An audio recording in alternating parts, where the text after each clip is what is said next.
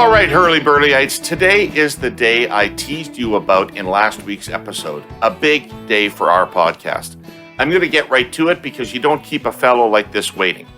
The Right Honourable Brian Mulroney is our guest for part one of the podcast. 18th Prime Minister of Canada, architect of the largest electoral victory in Canadian history, the first Conservative Prime Minister in over 100 years to win successive majority governments. This could be the whole hour. Me, just reading Mr. Mulroney's extensive biography and accomplishments. One of the greatest political nights of my life was sitting around a chair in Bill Fox and Bonnie Brownlee's house, listening to Brian Mulroney tell stories about his life in politics. It's an extraordinary life. He's an extraordinary raconteur. So I just want to replicate that today. We're just going to have a chat about politics and life. Part two of the podcast is exactly what part two of the podcast is every week. Our political panel with Jenni, Take No Prisoners, Byrne and Scott, always ready to be your prisoner as long as I can choose the restraints, Reid. We're going to talk about all the important stuff that went down in Canadian politics since last Tuesday. And just like a caucus meeting, we'll laugh, fight, and swear at each other in the process. Unlike a caucus meeting, it'll be heavy on laughing. Plus, stick around as we throw out our hey yous out into the interwebs. Maybe this week, somebody will answer one of us. Mr. Mulroney, thank you for taking the time to be with us today. I am just so excited that you're here. I can't tell you. Happy to be with you, David. Very much. Yeah. Tell us how you're feeling. There was a little news report that you weren't well, and so a while ago, around Christmas. So tell us how you're doing. Well, I had emergency surgery in Palm Beach for bleeding aneurysms. And I came quite closer than I thought of buying the farm. At that time, it was a pretty serious operation, but it was a brilliant surgeon who conducted it. And I've come out of it pretty well. I'm still alive, and I have a little more surgical problems to deal with here in Montreal now that I'm back. But I should be okay. I think I've been in the NHL and in the medical corridors of Palm Beach and Montreal, but I think I'll come out just fine. Excellent. Well, you're a highly resilient person, as you've exhibited over the course of your life. Mr. Mulroney, I'd like to start these shows off with a little bit of biography. And everybody knows that you're from Baie-Comeau, and everybody knows that you're extraordinarily proud to be from Baie-Comeau, and that your father worked in the mill there. What was it like to grow up for you in Baie-Comeau? Just a little bit of recollections of what life was like as a young person. Well, it was an idyllic situation. Baie-Comeau, French and English, Catholics and Protestants all got together, got around very, very well. I can't remember a moment of concern in any of those areas. We were what we were. The other thing was that everybody was employed by the Quebec North Shore Paper Company, with the exception of the town lawyer, who was the only wealthy guy in town, and quickly became my inspiration. But all the rest of us were paid the same wages at the mill, did different things, but roughly made the same amount of money, with the exception of the top brass, of course. And so it was a very congenial place to live. You didn't have to worry if you were at 79 Champlain Street, which we were, then you didn't have to worry about 81 cruising in with a new Cadillac. We knew that could never happen because none of us could afford it, you know. So it was an excellent place to grow up. I have the fondest of memories of it all. It was not Monte Carlo, if I can put it that way.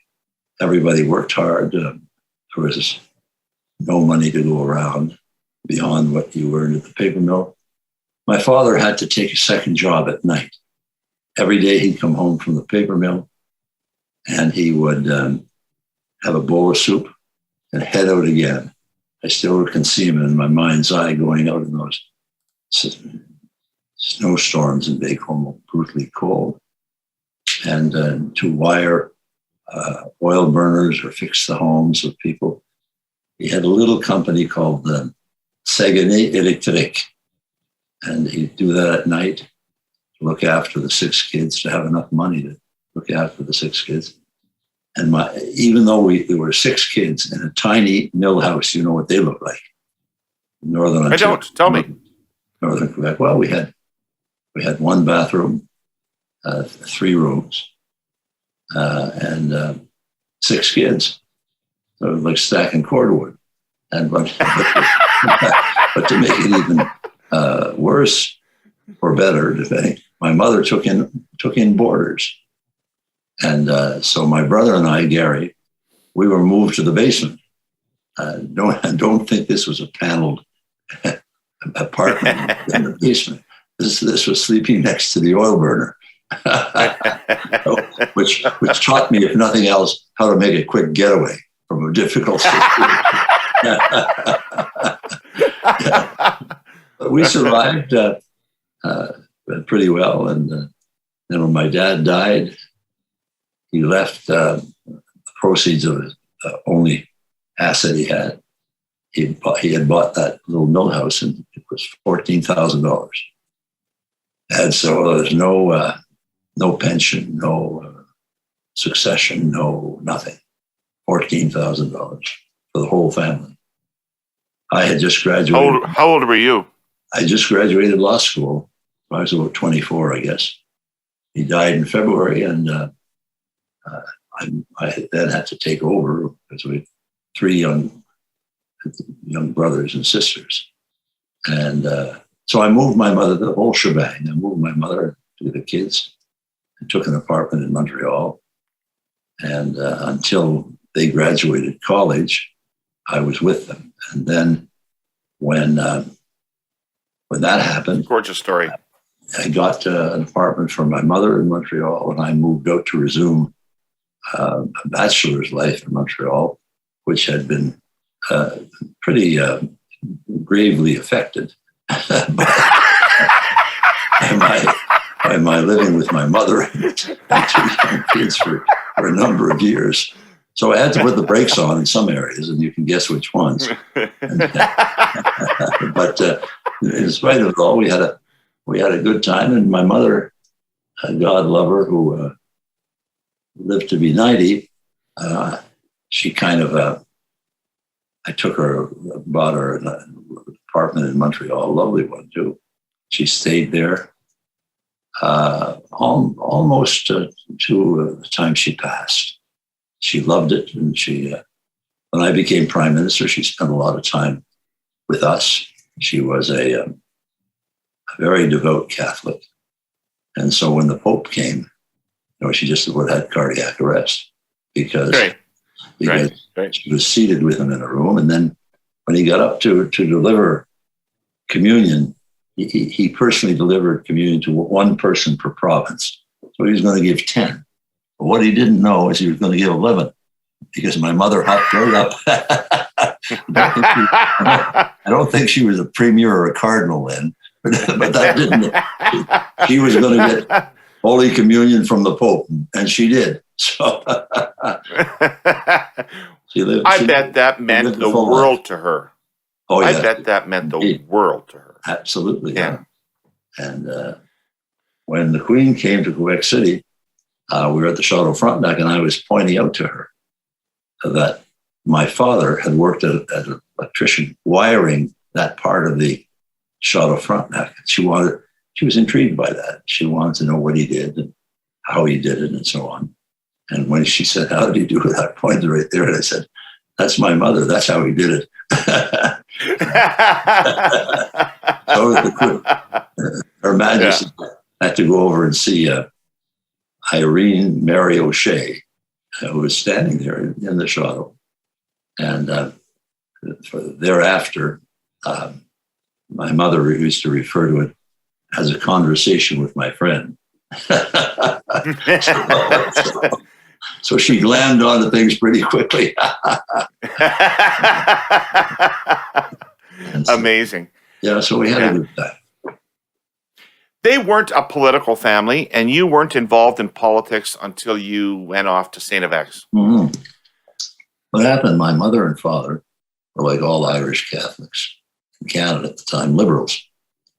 And although not in any partisan way, I knew from their conversation that when I grew older, I was expected to vote liberal. And it was just the Irish tradition. And so when I got down to St. X, I got involved in the political system down there, clubs for everything, parties going each way. And Lowell Murray, who eventually found himself in my cabinet, Lowell was the prime minister, or the leader of the Conservative Party. And he formed a government in which I was the Minister of Fisheries. And he recruited me on the argument, fairly specious one too, that the Liberals will win all the elections. We expect them to continue to do that. But it was more fun in opposition. And that's what got me intrigued. That's not true. That is not true. No, I know that now. Yeah. But I mean, in those days, that it turned out to be true because we had a lot of fun. Hell, I wound up I was 16 and I took the train from Antigonish to Ottawa. And I wound up as a delegate to the convention that chose John Diefenbaker. And in fact, Ted Rogers, and many of your people would know, Ted Rogers was chairman of the Youth for Diefenbaker Committee. And he came down to Antigonish recruiting students. And I showed up, and so he announced to the small crowd that I was going to be the new Atlantic vice president for the Diefenbaker Youth Committee. And I said to Ted, how did I wind up as the vice president for the Atlantic region? Ted said, we had nobody else. I don't believe that. But can we take a slight detour? Because I'm from Saskatchewan, where John Diefenbaker is a legend. But I get the sense in all the years I've lived in Ontario that really outside of Saskatchewan, nobody even remembers John Diefenbaker existed. And up until he'd won the biggest majority in Canadian history. Yeah.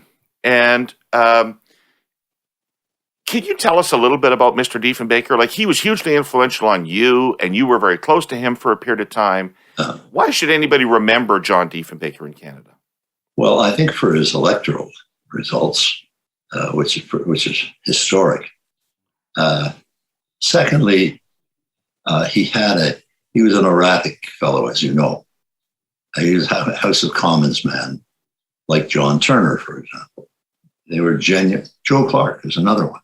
These were genuine House of Commons people. They loved nothing more than being in the House, respecting the rules, and speaking on all kinds of issues very effectively. They loved to do it there. This was their second homes, and they did it very, very well. Diefenbaker was like that. And when he came to office, he was unprepared. He had run, all he had run in his life was a step-up law firm of one person in, I think, Waco, Saskatchewan. And so when he got to power, he wasn't sure what to do. And he wasted a lot of opportunities. But on the other hand, he's the original father of Medicare, because he's the one who appointed the Royal Commission under Emmett Hall that gave rise to Mr. Pearson. Just took the report and legislated. And there you have Medicare. I know Tommy Douglas played a major role in it, and of course Pearson for legislation of it. But the idea and the action initially came from John Diefenbaker. Medicare was basically his, and he should have been given credit for it. And of course, he never was. And one of the reasons is that the bias against a conservative prime minister from a gallery that favors the Liberals, and always has, he then was really the architect of the Bill of Rights. He presented a draft Bill of Rights. He legislated in the House, brought it into being, but it wasn't constitutionalized. But the thought, the grand thought that was there. And so I always considered Diefenbaker a visionary.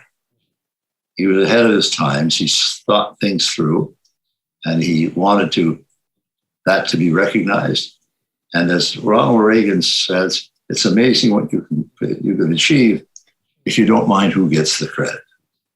Now, Diefenbaker would like to have gotten the credit that Trudeau got for his constitution, but that was a hill too far for him at that time and at that age. But Diefenbaker, he put the first Indian in the Senate. He had this northern vision, which is still very much alive. Diefenbaker was the first one. I get credit for Mandela, but Diefenbaker was the first one to act in this regard by arranging the expulsion of South Africa from the Commonwealth. And I pound away at that all the time, because from Diefenbaker, I was at the airport when he came back from there. All the young conservatives were meeting in Ottawa, and we met him at the airport. And that remained with me. And then you went through all the Pearson years, and then you went through the Trudeau years, and nothing happened with regard to Mandela. Zero. So when I came in, I determined that the foreign policy of Canada would be dictated by the Mandela situation in large measure.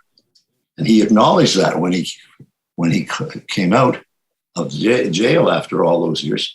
He called me the next morning, and he said, because of your role, but principally Canada's role in the last number of years, I recognize that without Canada's leadership, I'm probably still in the slammer. And so I'd like to offer you, Prime Minister, an opportunity. Yeah, I want to make my first speech as a free man in a free parliament, and I'd like to do it in Canada. You know what? I said, well, would you like me to send you a plane tomorrow morning? Or would tomorrow lunch be okay? Yeah. And he came to Ottawa, and he made what I consider the greatest speech in the House of Commons since Churchill's "some chicken, some neck" speech during the Second World War. And you were inspired by Diefenbaker? Yes, I was. He was an electrifying speaker. He was funny. He was entertaining. I can remember, talking about St. X as well, I can remember, this is a little bit convoluted, but I think it's worth it. Dick Holden and I were friends with John Turner in Montreal when he first started. And we had both admired him and supported him. And we were friends with John. We got to there for the Munsinger debate, which was big time in those days. And the person who met us at the door was John Turner, and he found us seats in the gallery for this. Oh, yeah. I'm looking down, and Diefenbaker is speaking, and he's right under me. And he's going to town on the Liberals. And a voice from the back of the house says, will the right honourable gentleman accept a question? Diefenbaker took off his glasses, and he looked to the back of the house with scorn, put his glasses back on. And he kept on going. The voice again said, will the right honourable gentleman entertain a question? And right then I knew it was Rick Cashin from Newfoundland asking the question from St. X and trying to draw Diefenbaker off his stride. So Diefenbaker took his glasses off again, and then he really looked with scorn at the far corners of the house where Cashin sat, and Diefenbaker said, a big game hunter does not allow himself to be bothered by rabbit tracks.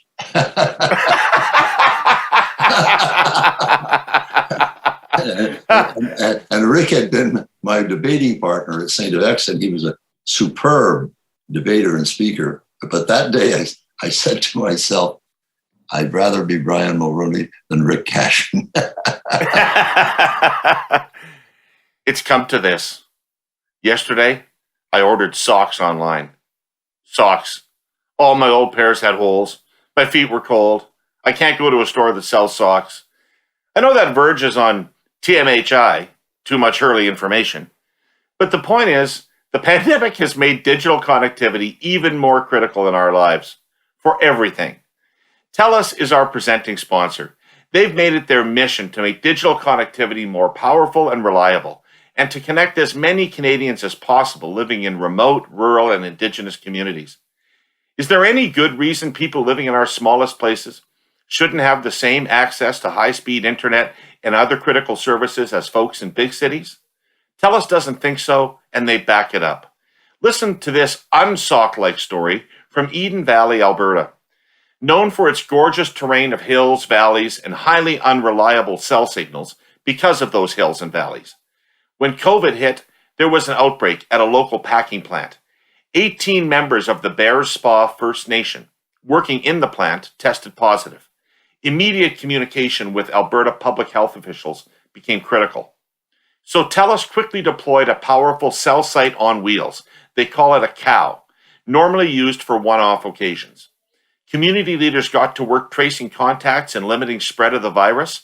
Supports were put in place for families as those who tested positive went into isolation. The key to it all was flawless connectivity between residents, families, and public health. And the work continues with the arrival of 5G in Canada. TELUS is partnering with federal, provincial, and Indigenous governments to bring 5G technology and its more powerful, faster signals to even more urban, rural, and remote communities. You can find out more at telus.com/5G. St. FX is interesting, Mr. Mulroney, because, I got my undergrad at the University of Regina, and when I walked out of there, I never looked back. And a few years ago, I happened to be friendly with Jerry Schwartz, and I was in his office, and amidst Jerry owns half the things in the world, and all the plaques there of all the things that he's owned or bought, but there's a big St. FX plaque there. And I say, what are you doing? What's that all about? What are you doing involved in St. FX? And he says, well, Brian Mulroney's got me involved in raising money for St. FX University. And I thought, well, you're working pretty hard at this if you're reaching out to the people who raised money against you. Because he was the lead Liberal fundraiser the entire time. You were the leader of the Conservative Party. That's right. What is your connection to St. FX? Well, I went and I never left. My father had said back home in Big Homo on a Sunday night, the mills were closed on Sundays, so that's when the repairs had to be done. And so he'd end at midnight. And one night, I was a laborer there for the summer. And one night he came home and I told him about what I had heard that day at the mill, that there was a new apprenticeship program available for children of employees, where you got paid a good wage to train, a better wage to work, and then you had a guaranteed job at the mill for the rest of your days. It was pretty good stuff.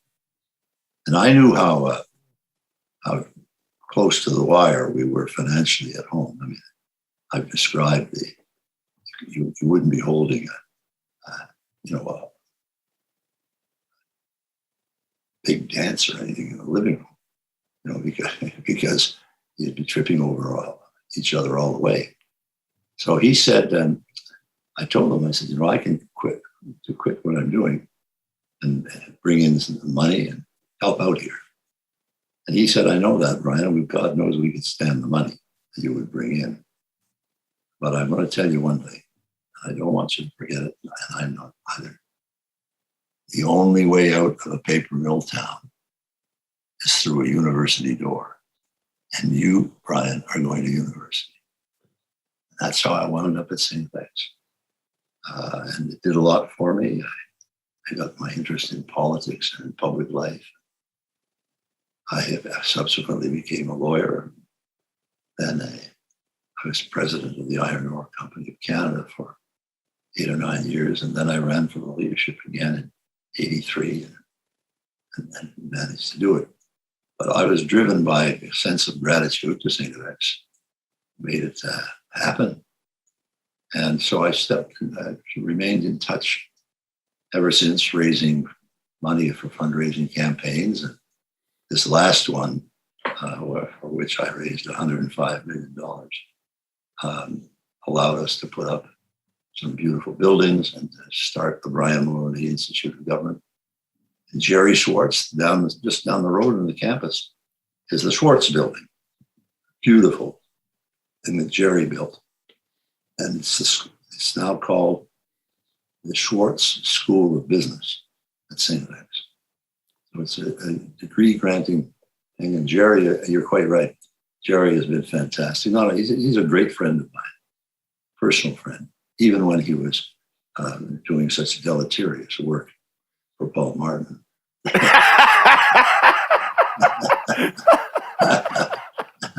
raising all that money to get me out of office. But I hung everything he could. That's right. So let's get to there's some things about your career that in politics that I'd like to cover, and I'd like to start with the beginning of it, because most people now are unfamiliar with the kind of delegated conventions that used to be run to choose leaders. And so I'm interested in the process by which you won the leadership in 1983. And I just want to set the table for people. So you are the president of the Iron Ore Company of Canada. You're living a very comfortable life and a very secure life. And you leave that to run for the Conservative leadership. And what does the next 6 months of your life look like? Well, I resigned all my directorships and the presidency of the company. Right. I lost my private jet. I lost a very significant income and so on. And that came from a dinner that Mila and I had at Ruby Foods, in those days one of our favorite restaurants on Carey Boulevard in Montreal. I had just come back from Shefferville, where I had to close the town down. And so there was a parliamentary commission by the Quebec legislature. They were all up there and interrogating me on why we did this and so on. And a lot of my opponents were delighted with it because they thought this was the kiss of death for me and they'd never hear anything else. But we came out of it very well. The media took a sympathetic look at it, looked at our books and so on, and they concluded that I had done the right thing. That said, it's a long way from that to 24 Sussex. So I said to Mila at dinner, well, what do you think of this? If we give it a go, we'll have to surrender a lot of good things in life. By this time, we had 3 children. They were going to school and all that. And so Mila thought for a second and said, look, you want to be Prime Minister of Canada. You've always had that ambition. If you run, there's absolutely no guarantee you're going to win. But if you don't run, it's absolutely guaranteed that you're not going to win. So I thought that made sense, and off we went on the 21st of March, I think. I was astonished that Mr. Clark had stood down, even after, I think, 69 or 70% approval rating in Winnipeg. And so he... 66, I think. Pardon me? 76? 66 or 67. 66.9 or something. And my vision of it was that if you get 50% plus 1, it's a big win. So, I was amazed when all of a sudden he called for a leadership campaign and I contested for it and won. The delegated conventions were much more interesting and fascinating for the media, the Canadian people, because you go around each place had 6 delegates. I can remember being up in Fort William, British Columbia, in British Columbia. Yeah, Milltown in northern BC. Yeah. And we spent the evening eating and drinking and shooting the breeze with 6 delegates. 6. And so you don't know how they're going to vote. Well, by God, we got to the convention in Ottawa, and there were the delegates from Fort William, not Fort William. Anyway, I'm sorry. Yeah. From British Columbia. And that was the magic Yeah. and the mystery of door-to-door campaigning during a leadership campaign. Now it's all done by computers and weighted lists and all of this stuff. Nothing ever beat the idea of a candidate for the leadership of the opposition or the government meeting people and saying, Charlie, can you think I could have your vote? You know, and you marked them down and you added them up, and we came to our... Because those people were the custodians of the party, That's right? exactly what... You were asking them for their permission to lead their party. It's a very different concept than we have today of this vague supporter construct out there. Yeah, this is Looney Tunes now. You know, this is not... I don't think it's the way to run a political party. I think you've got to be out there meeting the people, have them look at you, tell you what a jerk you are or what a good leader you might make. And you hear it every day, and that's what you have to hear if you're leading a political party. You can't have people just giving you the good. There's the bad and the disappointing as well. And they feel it as you've let them down, or the country's let them down in employment or in universities, schools, hospitals. You know, they give you their life experience, and it's a wonderful, wonderful thing to go through. I enjoyed it enormously, and we and you know the dynamics of a convention importantly also for example, when we got to Ottawa, Joe Clark had his voters, John Crosby had his, I had mine. Michael Wilson, Peter Poppington, everybody had a slice of the pie, and how they got to them and how they were going to do on the second ballot, and then the third ballot. And then it comes down to Clark and me on the fourth ballot. And, you know, that was very exciting. But not only that, across the country, people had signed up or admired certain people more than others. You know, Joe Clark had his large crowd of admirers, and John Crosby and David Crombie, and so on. And so you had the whole country engaged. That day, on the 11th of June, I think we were there in the arena, maybe 15 or 16 hours before I was declared a winner. So, you know, it's a very profoundly human experience and very valuable. Yeah, I agree. I think we've lost something. I want to transport you to a place in time. It's the English language leaders debate in 1984. Mm-hmm.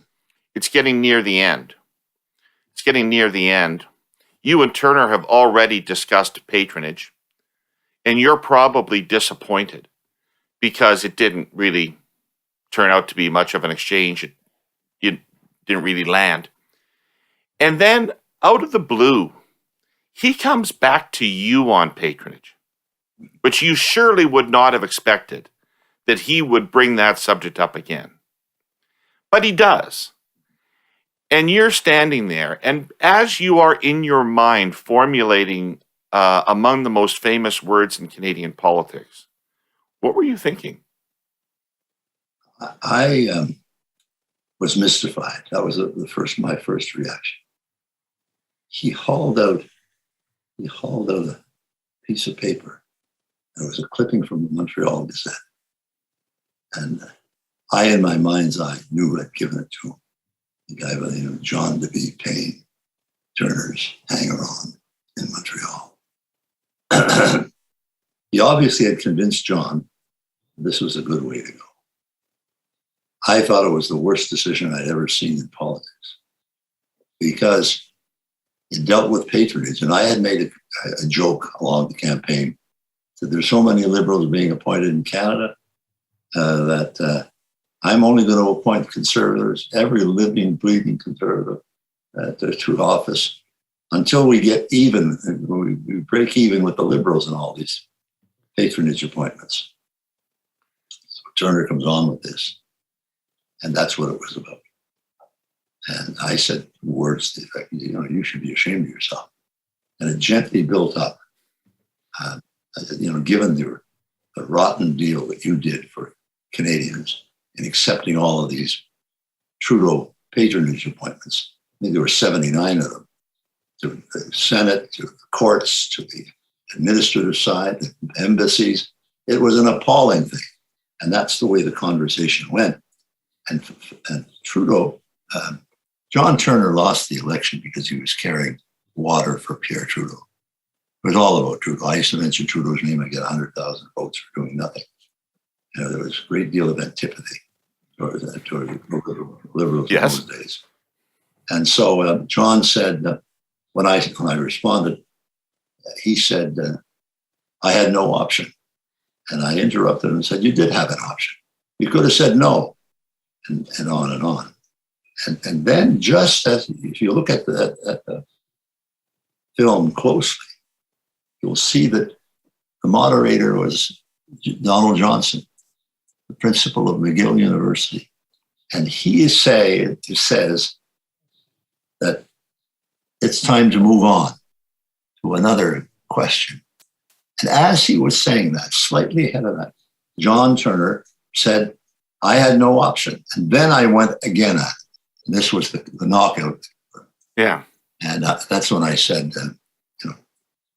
that's an avowal of non-leadership. Canadians need leadership. They need strong leadership, and they're bloody well not going to vote for you with that attitude, that kind of thing. And so remember, I had gone into that debate 14 points behind. Turner was a new prime minister. He called an early election to take advantage of it, which is fair law. But I was 14 points behind. After the debates, I was 18 points ahead. And so that tells me anything. It tells me that an election is not over until the voters speak. And had I believed the critics, I wouldn't have made it to the debate stage. So that changed everything. We ran on along with 60 miles an hour from then till the end of the campaign. We wound up with 211 seats.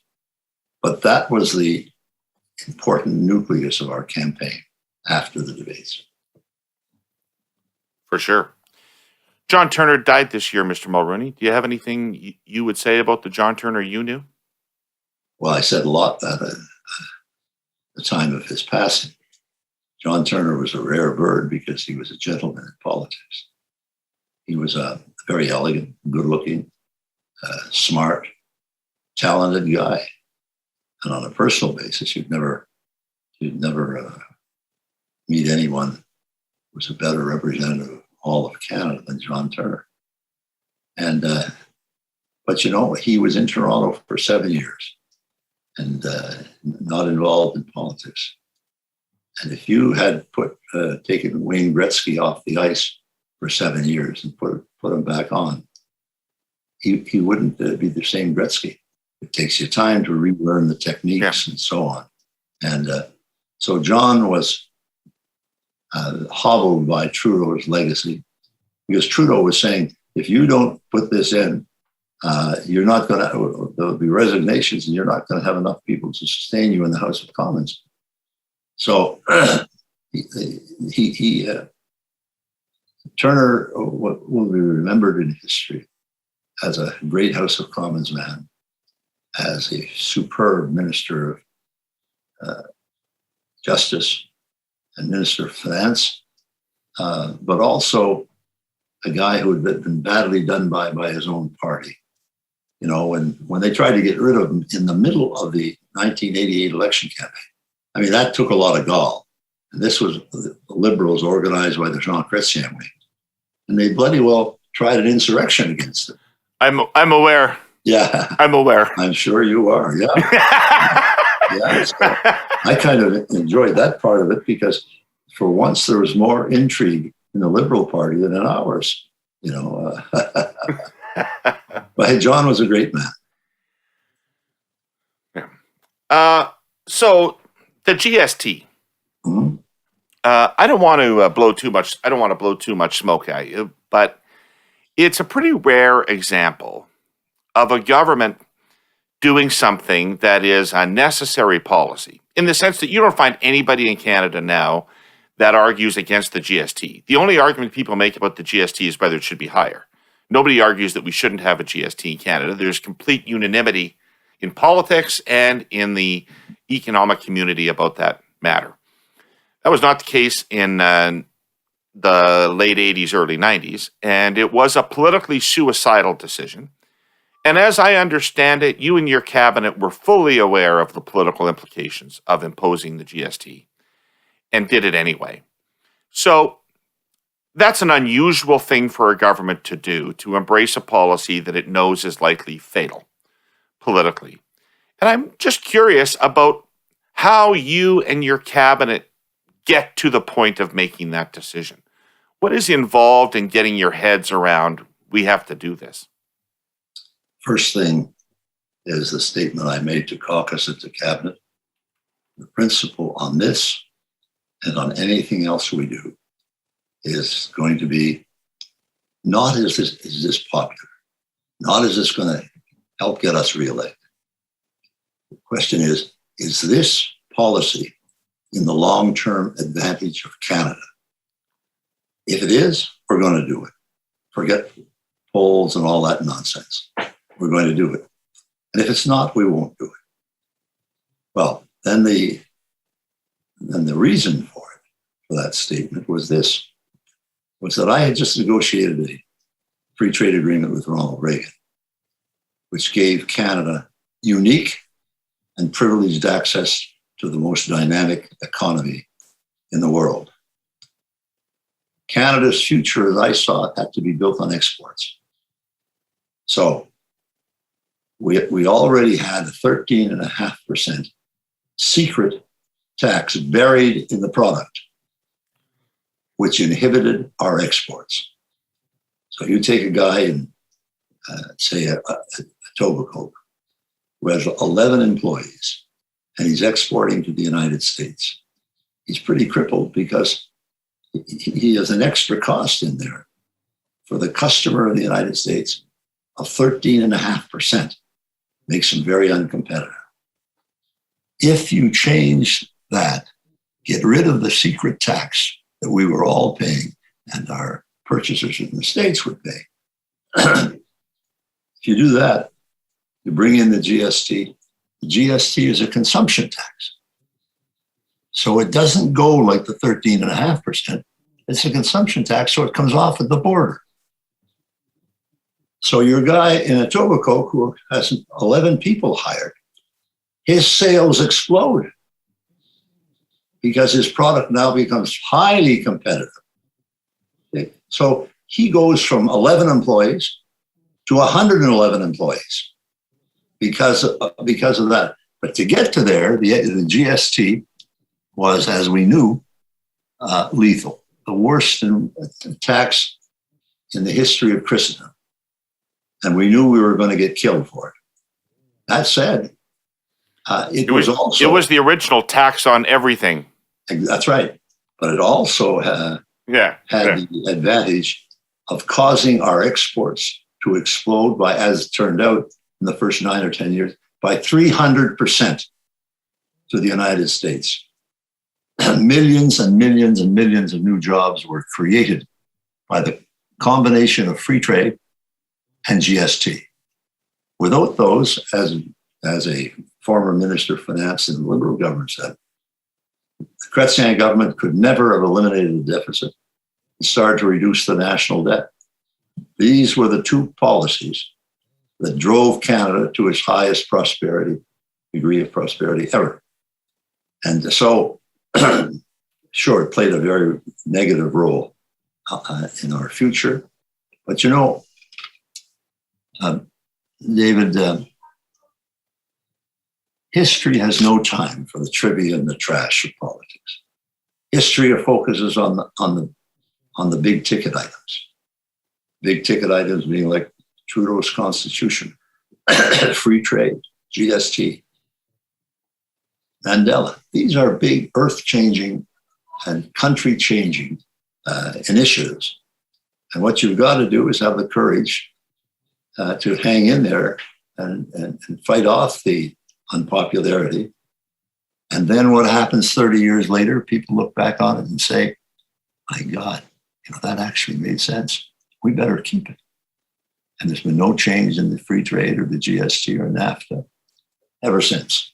So I take pride in that, knowing that at a tremendous popularity cost, we did this right, and the country benefits from it now.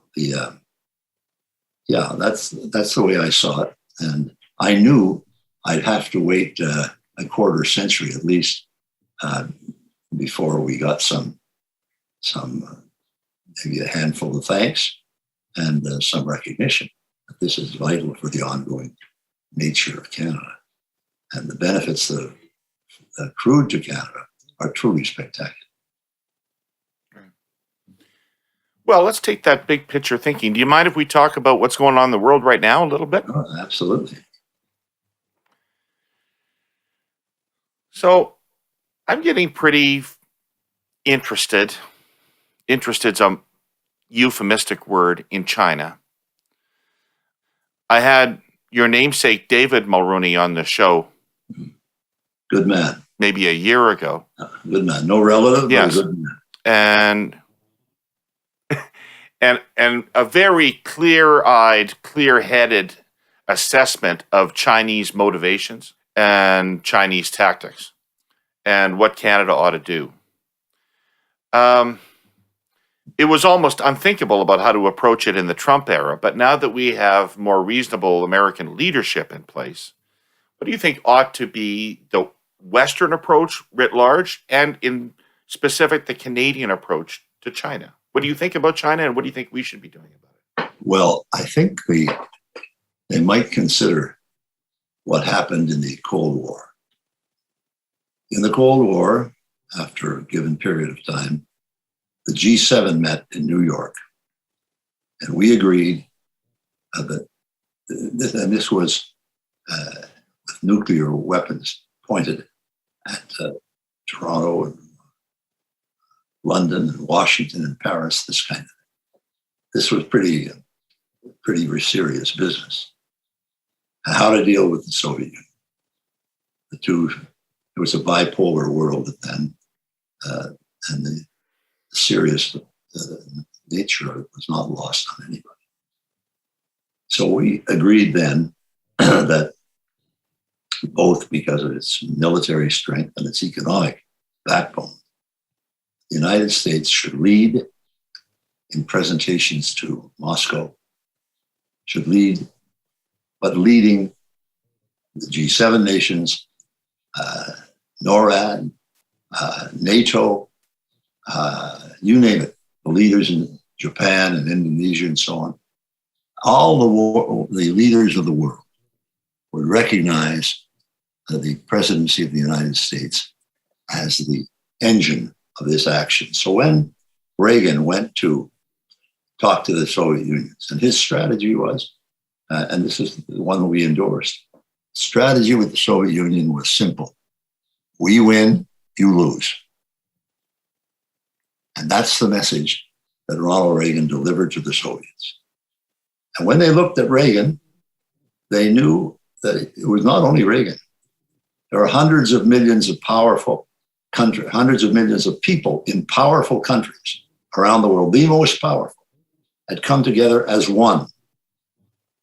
So when Reagan spoke to them, he spoke for everybody. And the Soviets knew there was no getting away with trying to undermine him in any way. And so they responded. The Cold War was won without a shot being fired because of that approach. And the only way we are going to get our people out of China from this government is to have President Biden equipped with the same kind of solidarity and strength that President Reagan enjoyed. And when he goes to Beijing or they come to see him, and when he says, Mr. President, I am speaking for everybody, you know who they are. for the rest of the world. We are not going to tolerate your intractable attitudes in terms of encroaching on other people's sovereignty, stealing IP, and conducting yourselves in a very hostile way with all we want to do, all of us, all we want to do is get peace, prosperity. We can share the economic growth, but here are a set of things that we're not going to tolerate from you. And I'll bet you $1 to a donut that this is the only way most Canadians are going to come out of that gulag. And it's the only way that the leadership of China is going to say to themselves after the meeting, wow, we better be careful here, because we're not just dealing with the United States and how many troops they have on the ground in Korea and whatever. And so why don't we, the message will be, why don't we sit down and talk? I think we can handle this better. And with Joe Biden saying, you're right, you accept the realities of life as they are. Set aside your ambitions for global hegemony. And certainly in your region, with all of the countries surrounding China, we can work something out that will benefit you, benefit us. And it's the only way it's going to be done. And I'm telling you, I'm speaking on behalf of everybody. And by the way, to prove your good faith, take the Canadians you've rounded up, thrown in jail, put them out on the table for me to see. The answer to that is going to be yes. And that's the way you start the negotiation. Much of the foreign policy establishment in Canada seems to want us to give the Huawei executive back to China in exchange for the two Michaels that are imprisoned over there. Wise or unwise? Unwise. We can't do that. We have a formal extradition treaty with a great friend and neighbor of the United States. All we did was execute an obligation that we had readily entered into, we committed to. And we would have to repudiate that treatment. We would then lose a privileged place in the spy system of Five Eyes, which helps Canada enormously. United States, Canada, New Zealand, United Kingdom, and so on. This is very valuable for us. We get most of our valuable information from the United Kingdom and from the United States. So this is a bad idea. I understand it. I sympathize with it. But the government is doing the right thing. Okay, cool. One of the things you inherited, I was a very, very junior assistant to Marc Lalonde in 1983 and 84. So I actually know that you inherited about a $40 billion deficit in 1984 when you took office.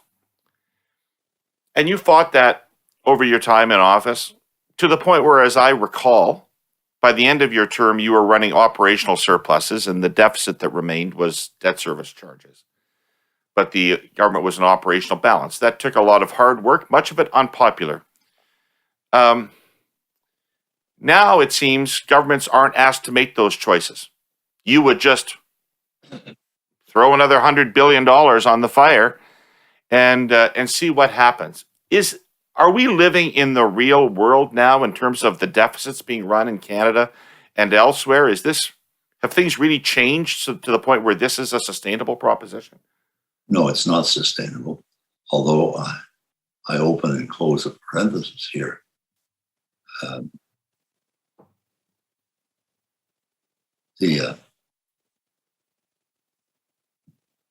The deficit and the debt are not going anywhere. They're just going up. And one day we're going to have to pay for this. Now you can grow out of it. You can restructure your payments. You can do all kinds of things. But you got to pay the bill. You have to pay the bill. Look, and the Fraser Institute just did a major study on the acting roles of prime ministers since 1870. terms of growth in program spending, which is it.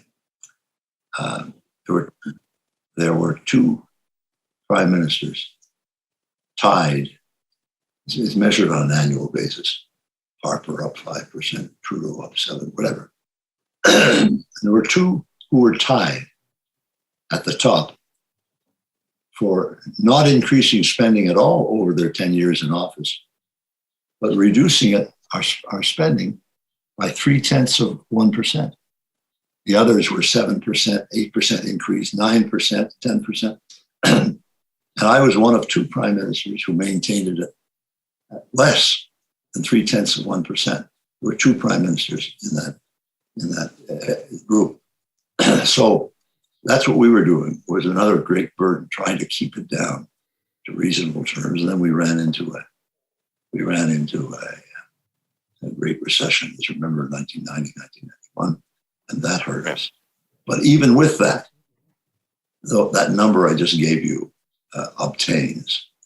And so, I'm proud of what we were able to accomplish with all the difficulties and challenges we had, because we tried to bring in ideas that would elevate our nation, ultimately make it more secure, more prosperous, and give us the strength to lead in certain areas. The African famine.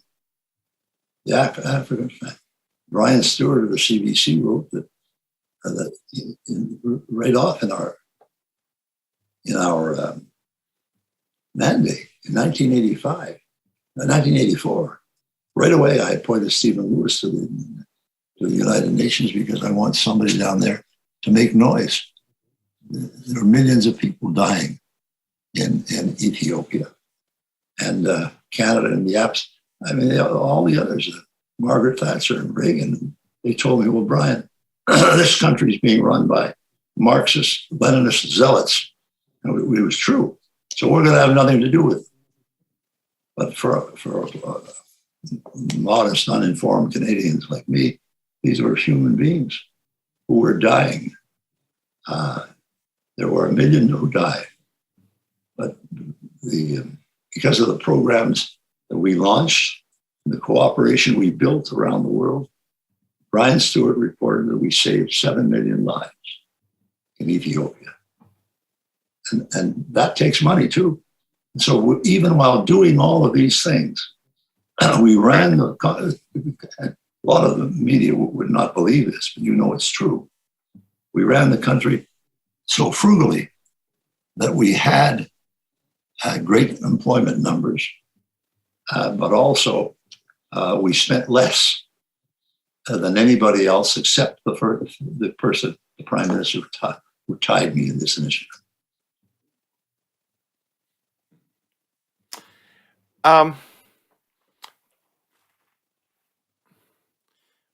The time starting in about 1980 can be described economically as the Friedman era, where the idea of shareholder value as measured almost quarterly took over the business and the economic mindset completely.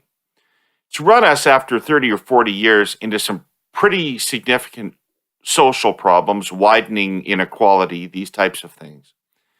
And there's this move in certain elements of the business community. You hear it out of Davos, you hear it out of BlackRock, and frankly, you hear it out of Mark Carney about the need for a more virtue-focused business world, a world in which business takes account of its impact on all of the stakeholders around it, not just its shareholders. Mm-hmm.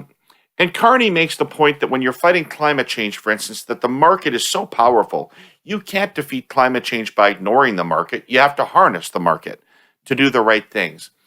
Just wondering whether you look at business now compared to when you were involved in it and before, and see some reform that's necessary in the way business is conducted. Well, Mark Carney's right. For example, in our case, one of the big social issues was the environment. And I used to tell our guys, thinking that I would say that I'm out on a branch, in danger, was to say, well, look, Sir John A. Macdonald formed this party with his bare hands and his vision. And he launched it in 1867, which today is 154 years ago. And guess what? Sir John A. Macdonald was, with all the problems he had, building a nation, all the problems he had, he decided to build the next day with no money. He built a 3,000 mile railway to Vancouver to bind the country together and to bring the others into confederation.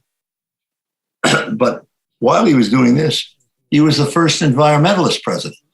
He started creating national parks. He started the embryonic process of dealing with the pollution in our rivers and our lakes. This was Sir John A. Macdonald who did this.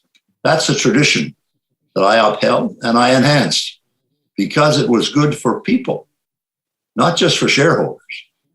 And indeed, in those cases, as a result of this, the NGOs and the environmental groups in Canada had a vote, and they voted me the greenest prime minister in history. Now, I don't know who was more surprised by that result than me or them. but we did take on the environment as a major economic but social program,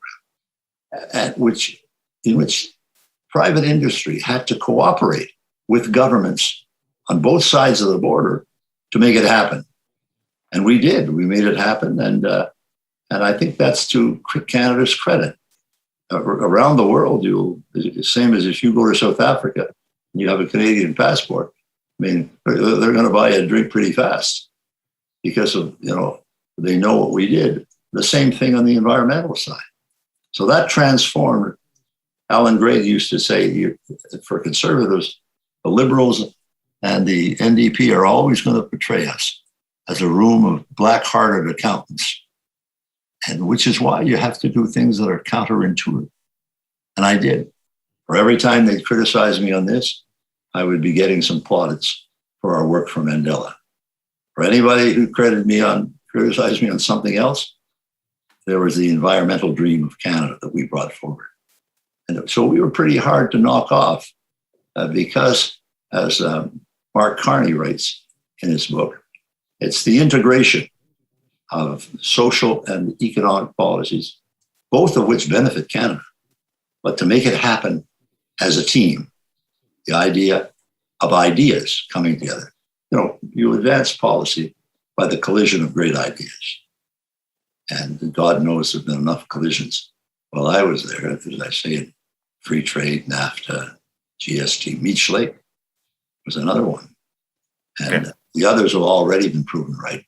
And I'll wager right now, you give it a little time, and they're going to be begging for Meech Lake to come back. Does Quebec need this new language law, Mr. Mulroney? Oh, I haven't, quite frankly, I haven't. I just got back, as you know, and I haven't taken a look at it. If the mechanism is there, that's one thing. But I know that it's going to be socially uncomfortable before this matter is resolved. Okay. The current version of the Conservative Party is deliberately different from the party you led, designed from its inception to be different from the Conservative Party you led. And people who were part of its formation have come on this show and told me that what they wanted to do was to replace the Laurentian elites who had run the party with the populists who'd always been treated like the crazy uncle in the attic. And they've done that. And they have a party that is overtly populist, ideologically outside of the mainstream, and looks like it can't challenge to win an election. Do you have any advice for them? Well, Stephen Harper asked me after his defeat, I think by Paul Martin. And you remember the suggestions that he was on the verge of quitting. Yeah. And you remember after that election. Yeah. We all feel badly if we lose an election, obviously. I was on the verge of being fired. He was on the verge of quitting. Yeah, we all know how that works. So he called me, and I told him that if he did this, he'd be the first man in history on the cusp of winning a general election to resign.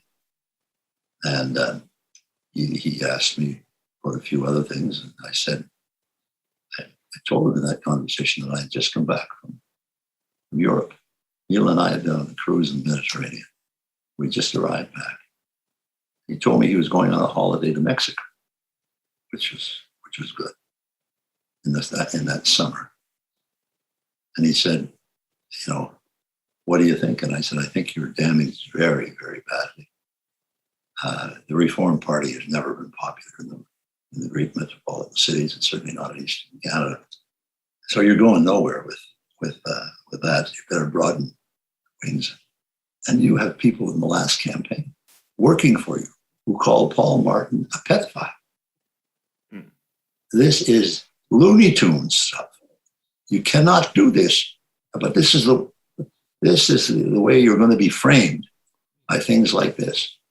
Well, he said, what should I do? I said, if I were you and a young man wanting to be Prime Minister of Canada, I'd campaign a hell of a lot more like Brian Mulroney than Preston Manning.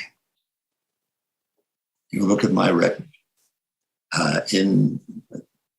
As of today, that year, I gave the Conservatives more time in office than all the Conservative leaders in the previous 58 years. Now, I've won the only back-to-back majority governments by a Conservative leader in 100 years since Sir John A. Macdonald. So I think that if you put that together and you think about it, there's a way for you to win. But it's by broadening the base, by speaking wisely and thoughtfully about our minorities in Canada, and by campaigning with a platform. And it's got to make sense to Canadian people. Shouldn't be cluttered up with all kinds of nonsense.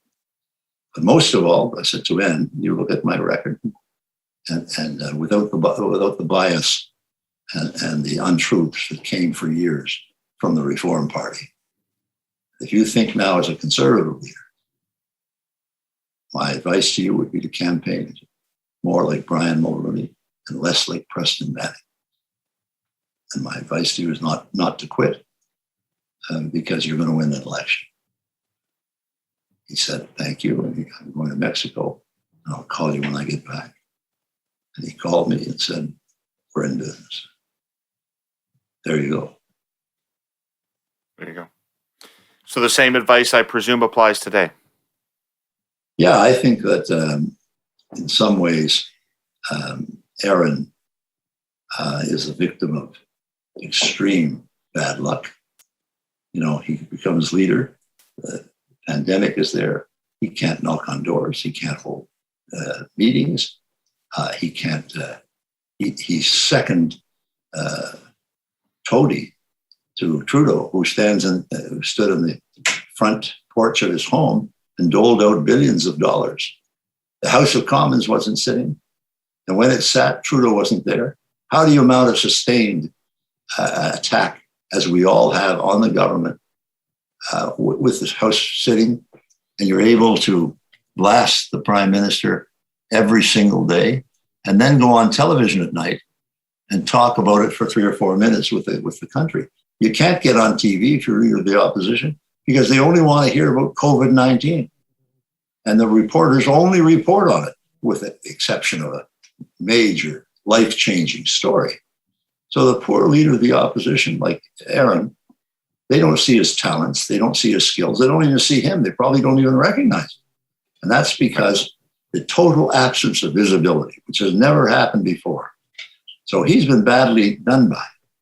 No question about it. He's a talented, effective guy, great speaker. His French is excellent. And normally he'd be ahead. But I find it miraculous that he's not further behind, given the inhibitions and the restrictions placed upon his capacity to campaign.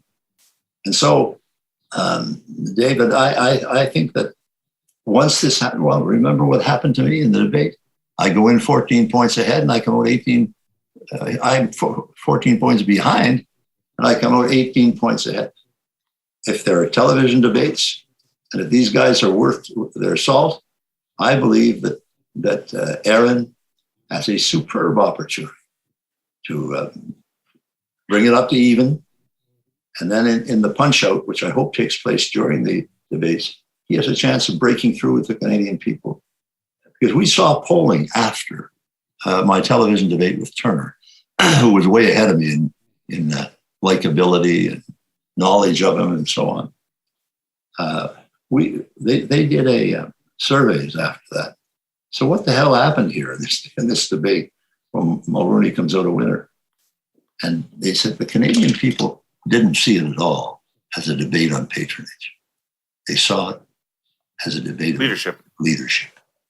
And they said, many of them said to the pollsters, look, I was going to vote.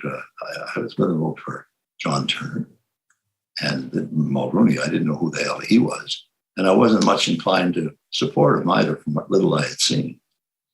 But that night, he showed me that I can give him my vote as prime minister and know that our country is going to be well looked after.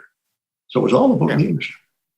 And this is the same thing is going to happen with this series of debates. So I don't write off the leader of the Conservative Party, Aaron O'Toole, at all. I think he can win this. It's not a prediction because it's very aléatoire. But I can see him winning. And, you know, Justin Trudeau is a nice guy. And he's got a happy style about him. He's a good-looking guy. He's got a lovely family. And all this will be part of the mix.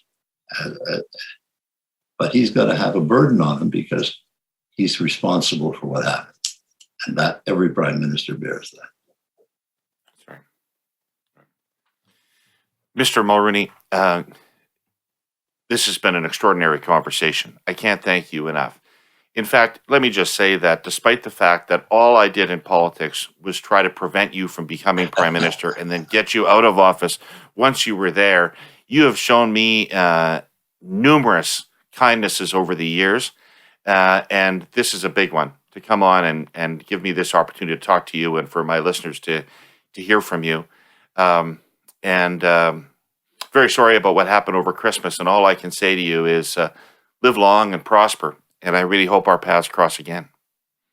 Well, thank you very much, Dave. And I'm sure they will cross again because we've got Bonnie and Bill in both corners. You see, Bill Fox and Bonnie Brownlee. I mean, they skip the light fantastic across party lines pretty fast. Everybody loves Bill and Bonnie. So the criterion of success for them is if you're happy and I'm happy, and they're happy. You and I are both more polarizing figures than Bill and Bonnie are. Yes, I think that's absolutely. Thank you so much. Great. Thank you very much for having me. My best to your listeners and those who participated. This is a public education, an instrument that I didn't know about before the pandemic, of course. And I'm glad we have it. It gives us an opportunity for you, an old friend of mine, and your lovely wife. You've had a good run. You've had a good run at it, and so have I. So I thank you all very much. Thank you. Take care. Thank you. So, one of the biggest business stories in Canadian history got even bigger last week. Our sponsor, CN, has sealed a formal merger agreement with Kansas City Southern Railway. Adding the KCS network, which reaches from the American Midwest all the way down to southern Mexico, will create a true North American railway. That's a huge first. It's great news for shippers and customers. It's good for North America's integrated economy, and it's good for our environment. The merged railway will be safer. CN is already one of the safest shippers in the railway business. It uses advanced fault detection technology to inspect tracks as trains roll over them, finding accidents before they happen. It will be more competitive. No other railway will be able to offer seamless service between Canada, the United States, and Mexico. CN will be able to offer its customers the best bang for the transportation buck in the industry. And it will be cleaner. CN is already one of the most fuel-efficient railways on the continent. This merger will accelerate the shift from truck to rail, driving down greenhouse gas emissions, consumption of fossil fuels, and congestion on our highways. I've said this before. One train can take hundreds of trucks off the road. There's still a ways to go, though. The U.S. government has to approve the deal. That's not a foregone conclusion by any means. But CN is confident that when this is over, Canadian National will bestride the continent. It's pretty exciting. All right, it's a Tuesday, so it's another political panel. Hello, Jenni. Hello. Hello, Scott. Hi, David. Hi, Jenni. Okay. Scott, that looks vaguely like the same shirt you were wearing last week. It is not the exact same shirt, no, but it is Bob Dylan. The old boy turned 80 yesterday. He not busy being born, is busy dying. Oh, look at that. There we go. Young Bob. Young Bob from his Greenwich Village days. I listened to a lot of Bob yesterday. I listened to a lot of Bob podcasts yesterday, including a podcast with Neil Gaiman, comic book writer, science fiction writer, who moved into Albert Grossman's house in Hudson, New York, where Dylan photographed the front of Bringing It All Back Home in that house and lived there. And Dylan came to visit the house. It was awesome. Good Deeply recording. obscure. I'll send it to you. I know you want it. It's a deep cut. Deeply obscure. It's what the internet's for, the deep cut. Do you have any affinity for Bob Dylan at all? Yeah, I like some of his music. Yeah? Not Scott. that I listen to a podcast about it, but No. Who listens to podcasts? My God, can you imagine? You're a loser. You got no time. You got no friends. You've never been laid. You got nothing going. Oh my God, how are we laughing? How are we laughing? We can only score one goal. And maybe not even shouldn't have scored that one, maybe. it was a very rough second period. Oh my God, I couldn't watch it. It was just so grim.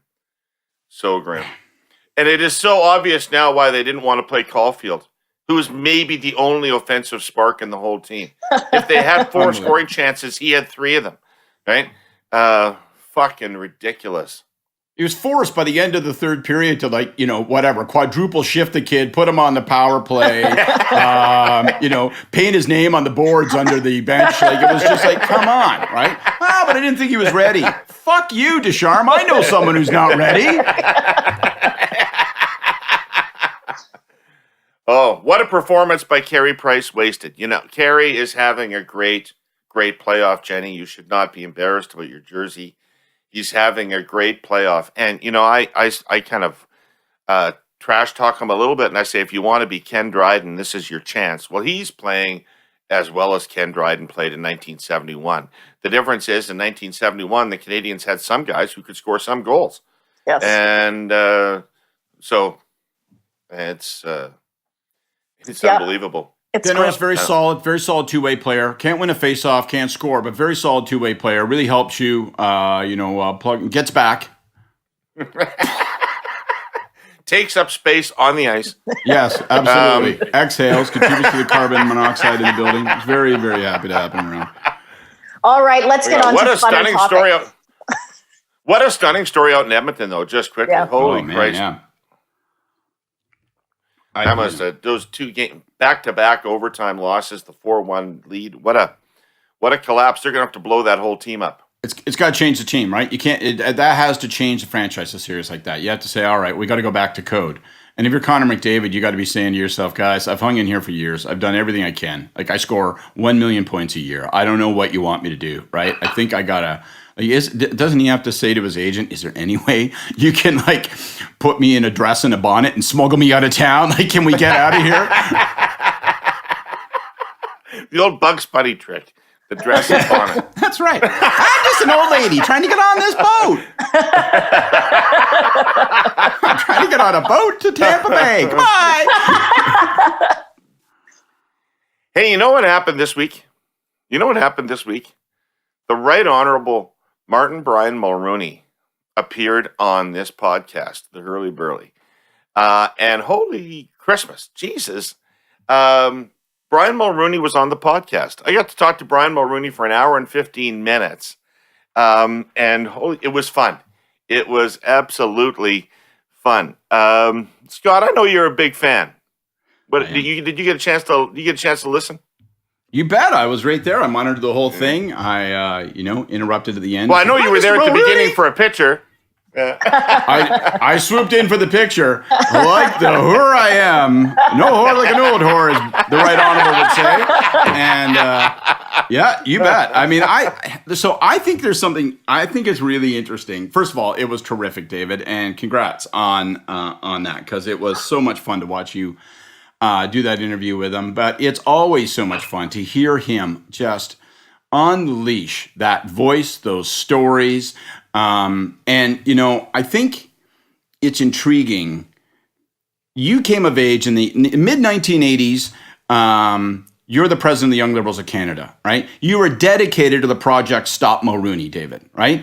My first election, 1988, right? Unseating Flora MacDonald in Kingston, the Islands. I'm a student at Queen's working in the Liberal campaign there. Absolutely thought, oh my God, Brian Mulroney, right? He's everything we're opposed to. Jenni, you come up in the Reform Party, which is dedicated, birthed by dislike for the guy. And we're all like four alarm admirers of his. And I think it's because as political hacks, we look at this guy and we say, this is a creature of unfiltered purity, right? Like Guy Lafleur was put on this planet to score goals. Emmylou Harris was placed here to sing, and Brian Mulroney was placed on this planet to practice politics, to use that voice to wash over you and to persuade you to do something that you weren't inclined to do until you heard him speaking. And he's Don Draper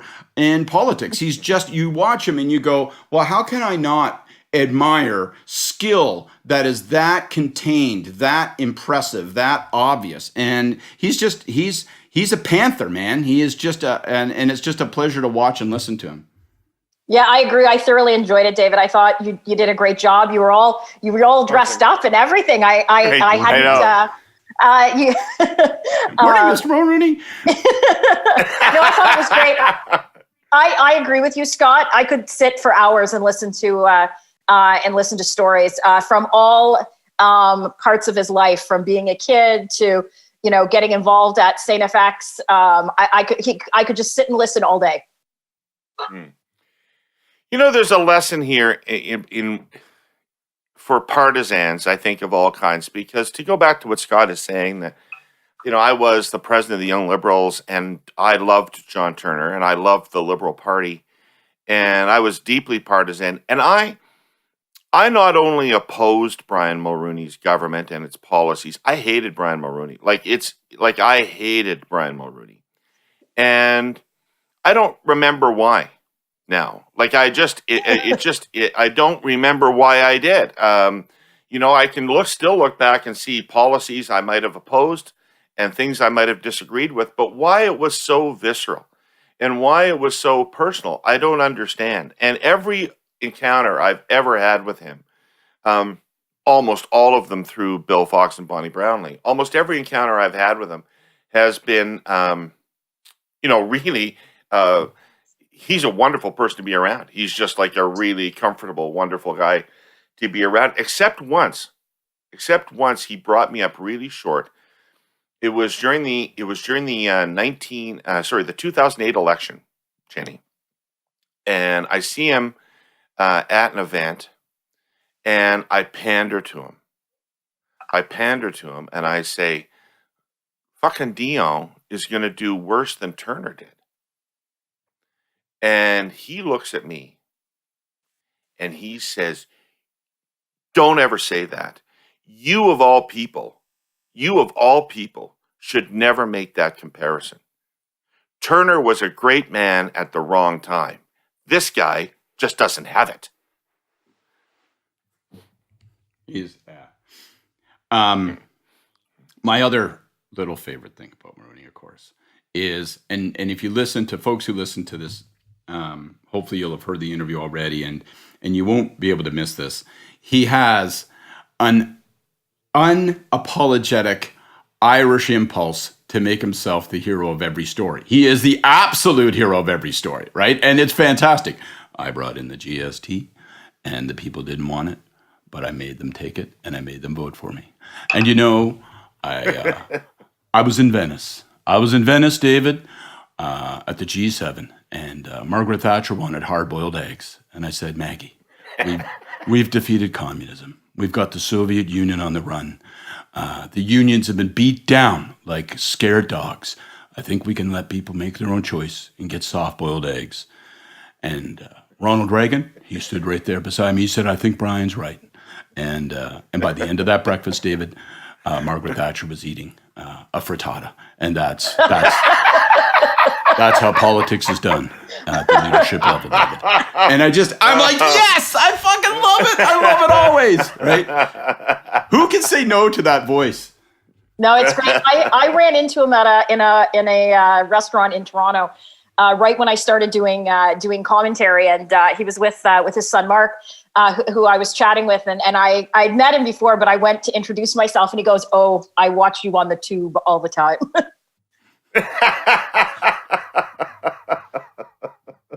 Well, he told us after the interview, and I just think in keeping with the tradition of self-promotion, I'm going to make this point. He told us after the interview, Jenni, that he loved to watch me and David on TV, but that he didn't see David too often. He preferred my outings on television, saw me more frequently, and I'm pretty certain added that he was a much bigger fan of my on-air presentation. So he just Maybe he only has basic cable. He watches CTV more than he watches CBC. I possibly withdrew that impression. I think it was about me, not the networks, but maybe you're right too. Maybe he doesn't venture up into the 1500s too often. I'm on the Paramount channel. It's very cool. I'm right after Bar Rescue on Sundays. So the Toronto Star reported this week that the Conservatives, since O'Toole has become leader, the Conservatives have been working with some consultants from the United Kingdom. And it's no secret that a lot of Conservatives in Canada have a lot of admiration for what Boris Johnson has been able to achieve in the UK in terms of the coalition he's put together, the way he took the fight to Labour in certain areas, won previous Labour strongholds for the Conservative Party, etc. So it seems like Johnson has probably a pretty sophisticated operation behind him. Why wouldn't you bring those people in to help? Oh, my goodness. We should go back to chatting about the Montreal Canadiens. They're bringing in a coach from the Premier League. Well, I think there's I think that it is very smart to go and learn different tactics from different parties. Regardless, you every campaign you're learning and trying new things, and whatever works you want to bring in. I think it's different though by bringing in tactics. Like Katie Telford learned tactics and data, like the Liberals, how they've surpassed the Conservatives in terms of data and social media. They obviously learned tactics and techniques from the Democrats, but the Democrats weren't driving the actual strategy. And I think that's what the difference. I think that's what the difference is. I think that tactics is one thing, but if you've hired people from another country to drive your strategy, a lot is lost on it. So we'll talk about Boris Johnson in terms of winning, taking those Labour seats. Well, the districts that he won were pretty cookie cutter districts to win, like a vote. Like they knew, and their strategists also knew the country. They knew the nuances. But here, an NDP riding in Hamilton is a lot different than an NDP riding in Thunder Bay, and a lot different than an NDP riding in the Lower Mainland. So if you don't actually know the nuances of different of the country, or know anything on the the ground, it's very hard to it's actually very hard to actually drive the strategy. So I think that if they are just using these companies for tactics, it's one thing. But I think that if they're using it for strategy, I think it's a mistake. Although it could explain some of the decisions that have been made. And I'd also like to say the article said they've been hired since September. The social media presence of Aaron in the Conservative Party has been underwhelming, to say the least. He's eclipsed by people in his own caucus on all metrics on social media, like Michelle Rempel and Pierre Poilievre. So if their goal was to kind of drive social media, they haven't really been doing a good job of it.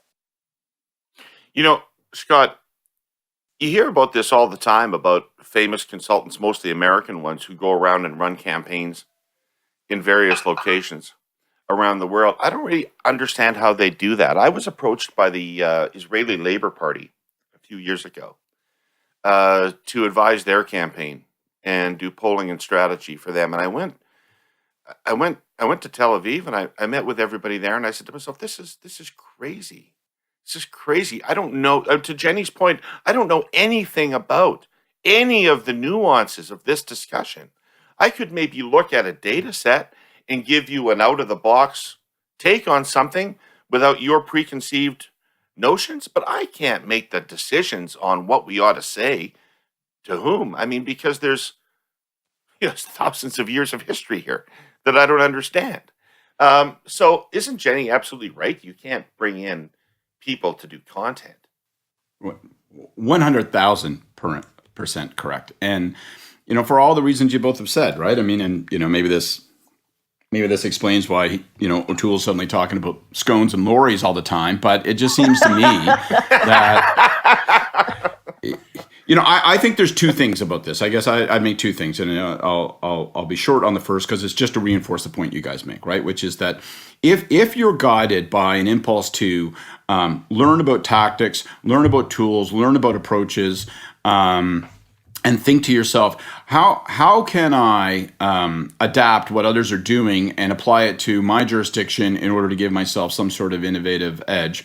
Perfect. Great. Like I remember in 1988 to 93, I was working up in Ottawa, and the Liberal Party was trying to figure out how to do direct mail. I mean, that's how old I am and how old the story is, right? They're trying to figure out how to do direct mail, and we were brutal at it, like just fucking brutal, right? And I was watching friends of mine who worked in the Mulroney PMO, and they were all going down on these campaigns and election seminars in Washington, and obviously what gets people to vote in North Carolina wasn't what gets people to vote in Manitoba, but they were learning they were learning the craft of direct mail, and they got an advantage on that. And this tool, Jenni mentioned Katie Telford, this has repeated itself over and over again. But if a leader, if the impulse is that a leader, for example, or a leader's team is saying, God, we need to go get the biggest and the brightest and the best from around the world, it's just such and I'm not suggesting that's necessarily what's happening here, but it's such a confession of insecurity, right? It's like, well, like if you can't figure it out, don't imagine that someone on the other side of the planet's going to be able to do it for you.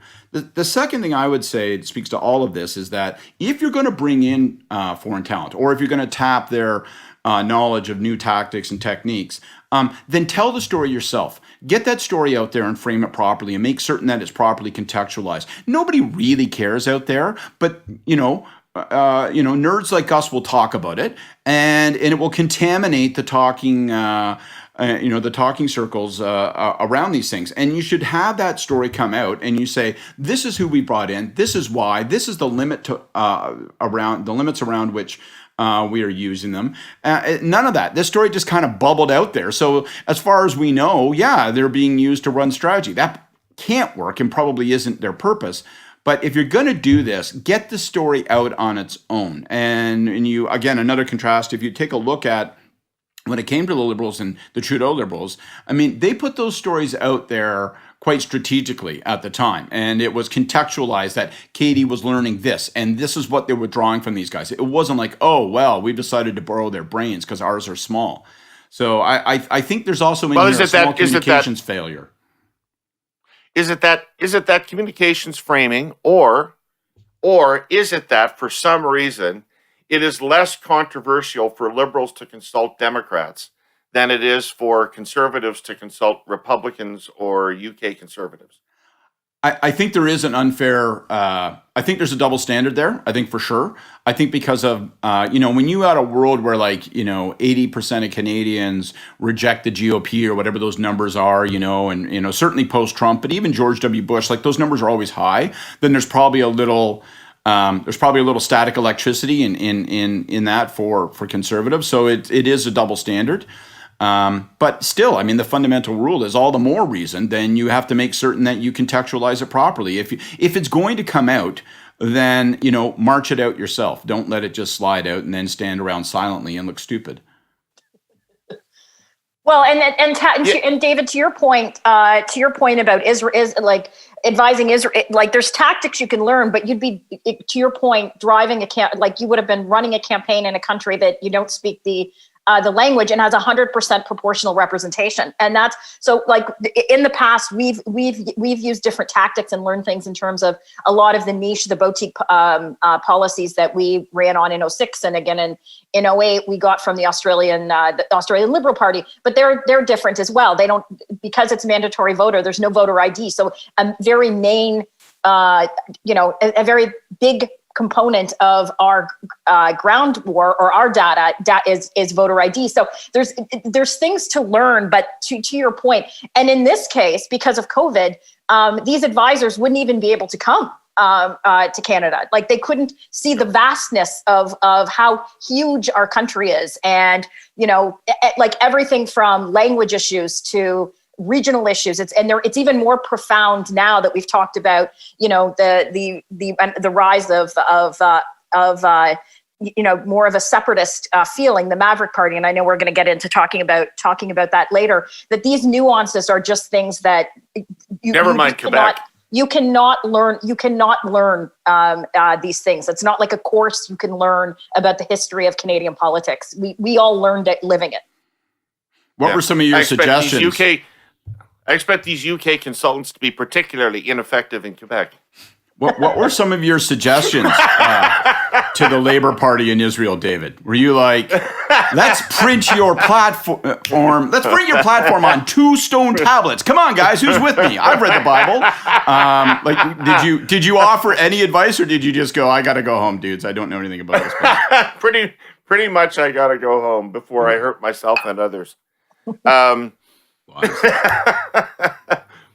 no, I think that this is exactly right. It's, if they're talking to you about the how, it's perfectly legitimate. Especially, the United States is a constant campaign all across the country with vast sums of money. So it's an incubator for campaign ideas, right? And they're obviously learning far more quickly about what works and what doesn't work than we are. So yeah, import those skills. But if people start telling you the what, then you're in a lot of trouble. No matter how successful Johnson has been in the UK, it will have been because he developed an organic conservatism out of the culture of that country that worked there.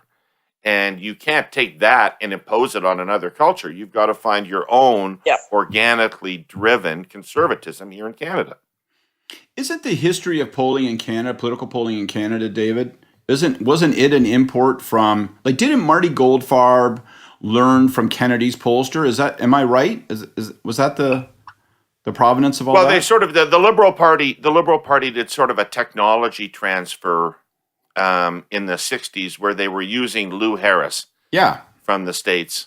And they trained Marty to do it, and over a couple of election campaigns, and then Lou Harris was gone and Marty was the guy. But that was technique. It wasn't like he was up here saying, here's what you need to know about Marty is still the Toronto. Guy. Yeah. Marty's still there. No, early on, it was that. I think in the 1965 election campaign, Lou Harris would have been advising Pearson on campaign tactics and strategy. Yeah. Well, and as we know, Pearson served multiple majority governments, and it all worked out. Yeah. Yeah, speaking of Mulroney, before he won his second majority government in 1988. That hadn't been done since 1949. Nobody had won two consecutive majorities since Saint Laurent's last majority. And other than Chrétien, nobody's done it since. So, pretty amazing. Yeah. It's a tough country to be a foreign consultant to come and work on. So, speaking of what's going on in Canada, we had been for a few months probably looking at polling data that showed the Liberals with 5, 7, 9-point national lead. And we were talking about the prospects of an election in that circumstance. In the past week or so, we had a flurry of polls that showed a tighter national race, 2 or 3 points separating the Liberals and the Conservatives. I'll just tell you my take off the top is that if you look at all the different polls, they all show the Conservatives are going to win most everything across the 3 prairie provinces, with the exception of Winnipeg. They could lose a couple in Alberta, but probably not. They could lose 1 in Saskatchewan, but probably not. And BC is a tight battleground, and no poll is having good enough sample sizes to tell us who's actually where. But all 3 parties seem to be jumbled together in there. But everybody is consistent that the Liberals have about a 10 percentage point lead in Ontario and about an 8 percentage point lead in Quebec and a significant lead in Atlantic Canada. So even with the tightening, that is still the case. And so the national numbers now are almost useless because, according to the national numbers, the last election was close, and it really wasn't that close. So you really have to look at the provincial breakdowns. The Conservatives, we almost talk about this in terms of can the Liberals win a majority or not a majority. But for the Conservatives to actually win the election outright and be the government, they have to win Ontario decisively. So they've got to go from 10 points down to somewhere ahead if they're going to win. And I just do not, so I think the rest of what's going on, whether it's a 2-point lead nationally or a 7-point lead nationally, is all noise. The Conservatives are not in the game because they're not in the game in Ontario. Jenni, well, and I think the Ipsos numbers that were out had the Conservatives at 29. I don't think I've seen a poll that had the Conservatives in Ontario above 30 in a very, very long time. And in 2004, we got 31.5% of the vote. Last election, we got 33% of the vote. So that's significantly. 3 points in Ontario is significantly lower when you're looking at how tight those seats are going to, those seats that they want to pick up are going to win. But I read last week, I think it was an Aiken piece, that out of 107 polls that have been done since Aaron was elected leader last August, Trudeau has led in 105 of them. And last September, I think Nanos and Angus Reid had them tied, and that's the closest, that's the strongest poll performance that we've seen since he was elected leader, which is different from when Scheer was elected leader. Especially leading into the election, there were polls that they were pretty close horse race, and I know that it didn't matter because of the Liberals have such a much more of an efficient voter base, like an efficient seats. But Andrew at least was holding his own more than what we're seeing in terms of Aaron since he's been elected leader. You know far more about polling than I do, David. I would say 2 other things that strike me, one of which has nothing to do with polling. The first is that in addition to the regional numbers, which as you point out are the whole ball game, and have to drive, the fundamental issue is, do you still try to drop the writ on yourself in August if you're Trudeau? Do you look at these polls and say, I need to rethink whether or not to try to force an election as fast as I can once we get out of this? Like, can I can I go to the GG and wherever's standing in for the GG that day, postman or somebody, and call an election in August. And I think two things. One, as you say, the regional numbers, particularly Ontario and Quebec, are vital, obviously, in the spread there with the Conservatives. I also think the other thing to keep your eye on if you're Trudeau is you want to make certain that from a national standpoint, you keep the NDP low. I mean, in some ways, because you got this distortion in terms of the prairies with the Conservatives, that you're less freaked out pound for pound by the spread between yourself and the Conservatives. But you are always going to be concerned about the spread between yourself and the New Democrats. And so, you want to make certain that that number stays nice and low. And right now they're running 17, 18, 20% most of these polls. And again, you got to wonder if, when we come out of it, who knows what the attitudes are and how people's, the unpredictability of how people's political opinions may shift. And you can't count on the fact that the NDP will necessarily remain at 17 or 18%. And I think that's something that we talk about the regions. When you got those numbers in Ontario, you got them in Quebec and BC, you want to bank it. But I also think you want to bank that lead over the NDP. That's important. The second thing is, there's still a fundamental rule of gravity, I think, when it comes to the next campaign that will apply. And that fundamental rule of gravity is you're asking people to reward you for what you're going to do, not thank you for what you have done. And I really think there's a big caution in these numbers that you should not say, because if you dig into how people perceive the pandemic performance and all that stuff, like there's no patting people on the back. They're not applauding any of the provinces. They're not even applauding the federal government. So don't go into this campaign thinking we've steered this ship pretty safely through this pandemic. I don't think that's where people are. Don't make it a referendum on how you handled the past 18 months. You've got to say, here's the program. Here's the 4 things we're going to do that the other guys aren't going to do. And if you want those things, you can only get them from us. And I just think it's really tempting after such a turbulent period for people to say, I want to bank the performance. I want to be thanked for what I did.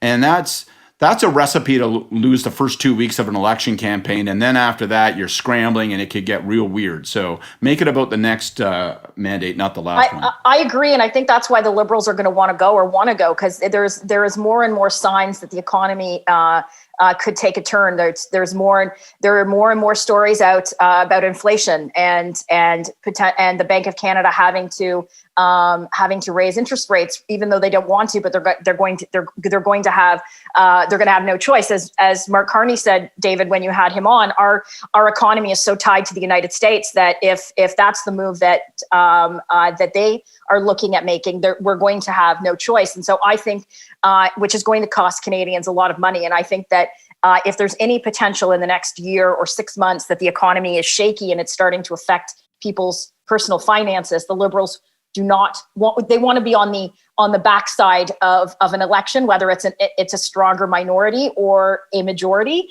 than they are, steering into that to be a topic during the election. Right. So help me understand one of the more fun, interesting little nuggets that's buried in these polls, and that is the gender reaction to leadership in this country. So Scott,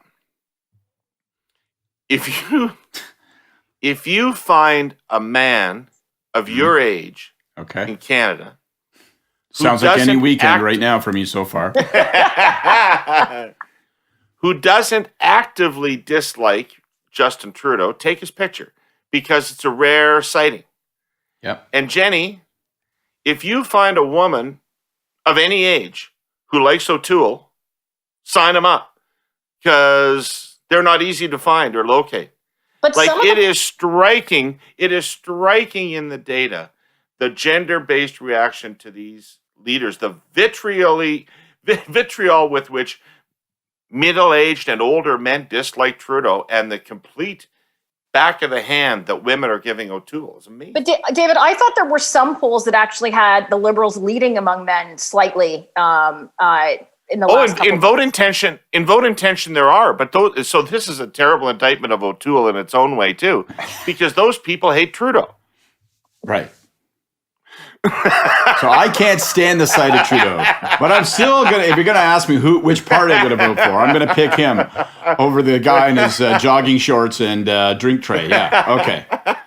I mean, yeah. So, get on the phone to the UK for Christ's sake. Well, and David, so I know we chatted about this before we started. What do you make of the 10% other in the latest, I think it was Daryl's poll, the Ipsos poll? In Alberta. Mm-hmm. Yeah.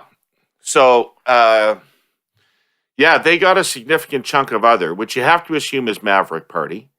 We got a mailbag question about whether or not the Maverick Party is a factor and whether they should be considered. I mean, I guess for me, it's a little bit of short-term versus long-term thinking. I mean, in the short term, I would ignore them if I was the Conservatives because my margins are still big enough to win all those seats. So they're chipping away at my margin. But first of all, you should assume at this point that if the polls are showing other at 10 to 13%, whatever it was, that the actual Maverick support is higher than that. They weren't prompted for in the question. Had they been prompted for in the question, you would have assumed that they'd be higher. So let's say they're somewhere between 15 and 17%. But in any event, they're still not going to cost the Conservative seats in rural Alberta or Saskatchewan. So I would ignore them and continue to try to play to the suburban audiences I need to play to. The downside, I mean, the long-term problem with that is that could be the 1988 election in which you win all those seats, but lay the seeds for a complete destruction in the coming years. Well, and don't forget, Deb Gray actually won the by-election after. Like it was only a few months after. That was a precursor for what was going to happen in 93. In speaking with people, I have heard that the support for Maverick has increased, or at least the sentiment has increased. I've heard they've been doing very, very well in terms of raising money over the last couple months. But I think you have to be careful. It's the sentiment that I've heard from people within the party that I don't understand. It's like, okay, well, we'll take 10 points in Alberta to pick up 10 points in Ontario, and it's just, why can't you keep your voters in Alberta and just pick up extra voters in Ontario? And so I think this whole risk game of shuffling voters around or different policies, I think is I don't understand it.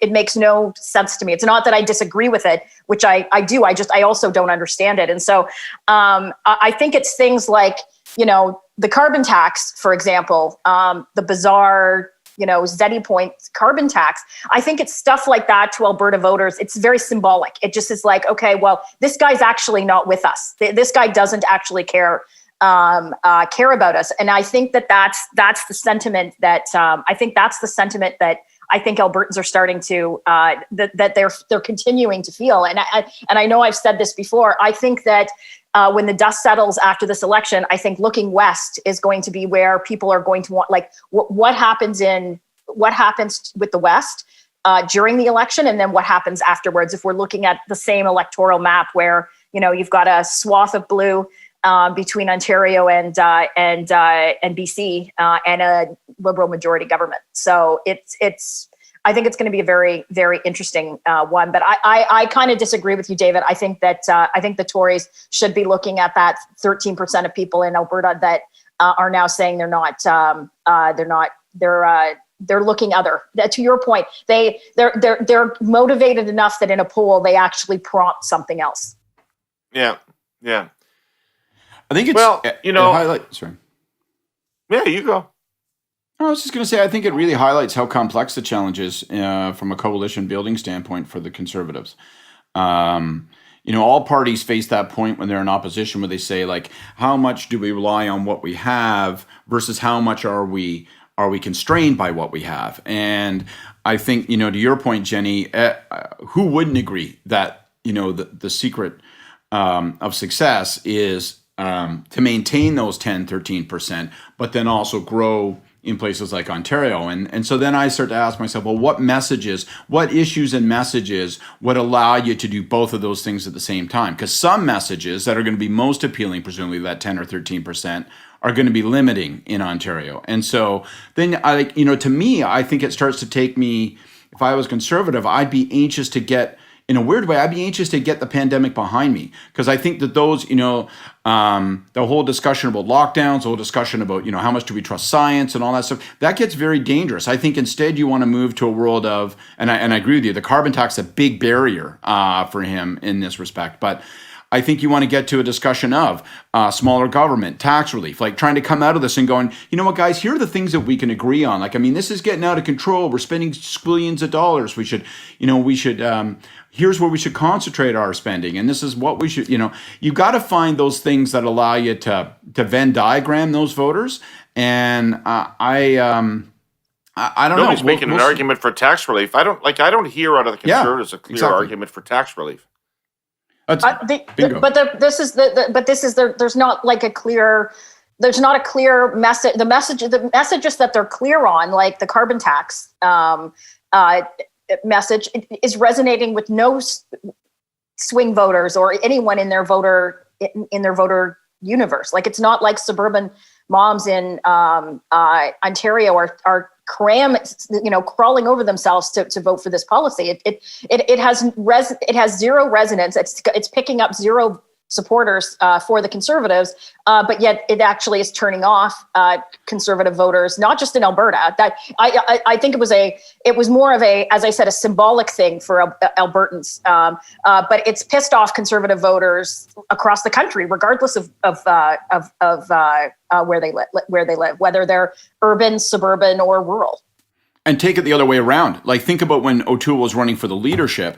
I mean, he went to the opposite play. You go, okay, well, what might I do that's appealing to those guys? Well, instead of those kinds of policy issues, maybe I go towards more cultural issues. So you start going to cultural issues, and what you say resonates with those folks. Well, then that becomes a limit in terms of your growth in, Central Canada and elsewhere. And I think, for O'Toole, the big problem was he pretended to sort of ape those issues from a cultural perspective, right? And there would be his social media posts, but then when it came time to actually make decisions, he wouldn't be there. It'd be a lot of wink, wink, nudge, nudge to the gallery in Ottawa. Well, I'm really a red Tory. Everybody knows that. You can be safe hands. He's going to take the party in the center. Then those people feel alienated. So all the more reason from my perspective is, don't play in that pool of cultural issues. Don't talk about that sort of cultural disaffection stuff. You're going to find yourself backed into a corner on that, and instead, find an issue that the Liberals can't be for, but that cuts right through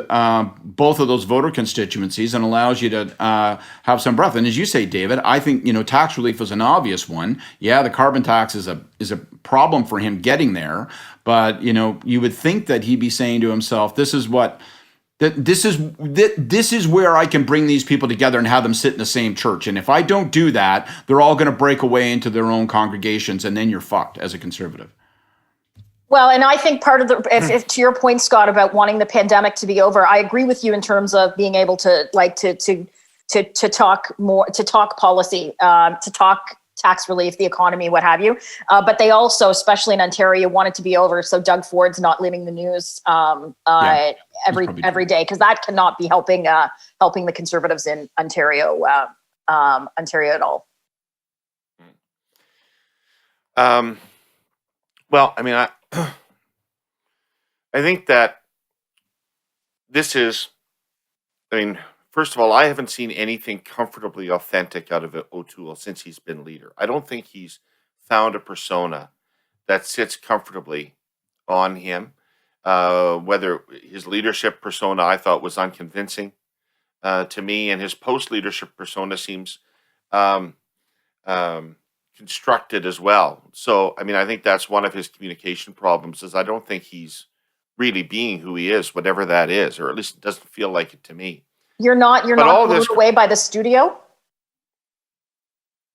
No, I'm not blown away by the studio so far, and the social media campaign is appalling, just appallingly bad, and fake, and all kinds of things. But again, a cautionary note to Liberals. I mean, and about election timing. Here's my weekly hey you to the Liberals to get to the fucking polls as quickly as you can. Because this is not a situation where the Liberal Party is uniquely strong and powerful. In fact, average 308 average of polls has them below the percentage of vote we got in 2004, Scott. And the difference is the margin that they have over the Bloc in Quebec, providing a different seat count. But that's fundamentally where things are at. And we are at what has to be, if you're being realistic, what has to be a nadir for Conservatives here in Canada right now. You've got O'Toole trying to figure out what he's going to be about and what the federal Conservatives are going to represent. You've got Kenny and his problems in Alberta. You've got Ford and his problems in Ontario. I think you should just operate prudently on the assumption that this is the current worst case scenario for the Conservative Party of Canada, that this is the worst shape they're going to be in, that this is the lowest they're going to be. So it's a reasonable assumption that if you fight them 6 months from now, they're in better shape than they are today. Makes sense. Well, they just listen. What do they need? They need 13, 14 seats. That's it. Like that's like if you're running the campaign, you're sitting there, you've got your big map, and if you're looking at your targets, 13 or 14 in this climate for the Liberals are not a lot to pick up, because if you look at the polls, to your point, David, of in Atlantic Canada, there's 5 non-held seats there. They could easily pick up, if the polls are in the 50 to 60% range, which some of them have, they'd pick up all 5 of those seats. They pick up from the Conservatives, the Green seat, and the NDP. So that's 5 seats right there. You only need you'd only need 10 more, which from Quebec onwards. I agree with all that. I mean, and the underlying theme of this pod feels like, it's kind of, hey, Liberals, don't start kissing your biceps and flexing in the mirror. But, I still, like you guys, I think they should go in August. I think that the advantages outweigh the disadvantages. But there are a bunch of cautions, right? Which is be careful about how much you rely on Quebec, because as you say, David, that's the difference between these numbers now and us in 2004. But as we know, storms can brew up in Quebec in the middle of a campaign like that, right? And suddenly the goddamn NDP are surging. I don't expect that to occur, but there's nothing on earth that says that this language debate couldn't take off and completely alter the math and chemistry in the province of Quebec in a way that very much helps Blanchette and the Bloc. I just keep going back to it. Like, don't expect that people will say, all right, like when you start thinking, well, I only need 13 seats, then you start thinking, well, then I'm going to have a defensive game plan. I'm going to sort of try to minimize mistakes. Obviously, we're not going to do a tour like we normally have, so everyone's going to be studio announcements, all this kind of stuff. I just think, it feels like you could walk into a heavy-duty punch, with 10 days left in the election campaign and find yourself in trouble. So, campaign for what you want to do, not for what you have done. And God, I would go. I would go as soon as I possibly could. As soon as those second doses are in people's arms, I'd be like, off to the Governor General. All right, it's Hey You time. We've reached near the conclusion of our show. It's Hey You time. And Scott, the only thing I'm going to insist is that your Hey You, to whomever it is aimed, has to be delivered in a Mulroney voice. In a Mulroney voice.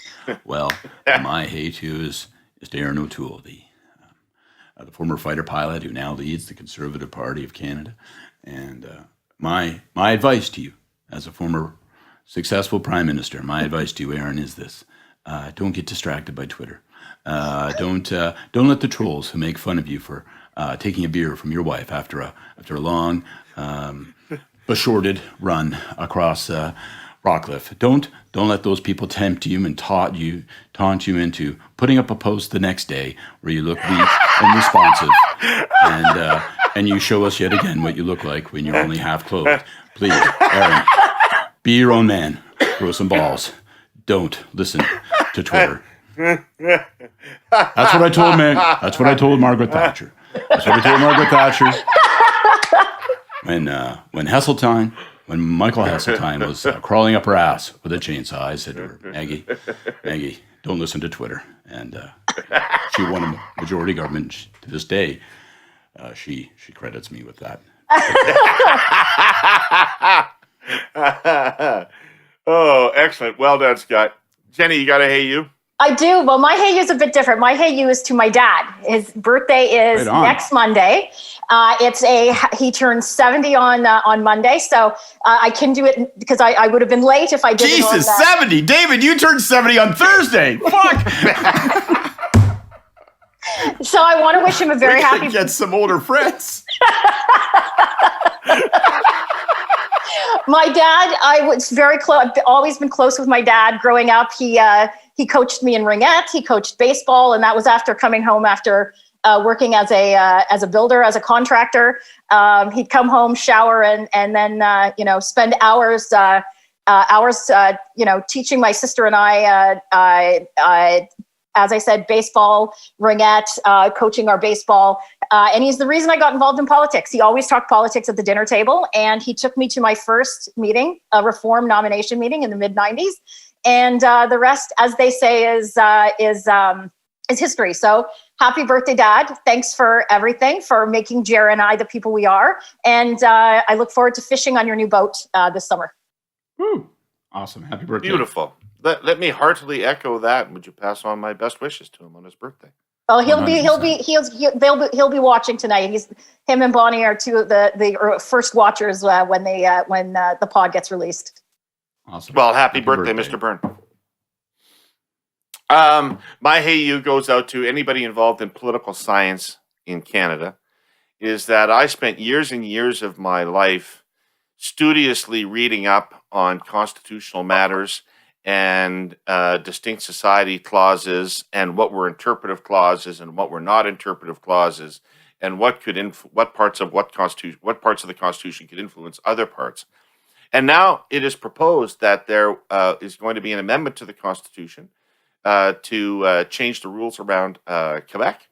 I'm just curious, does it matter? Like somebody, I'm not looking for a big fight here. If we don't have to have a fight about this, I'm just as happy as the next person not to have a fight about it.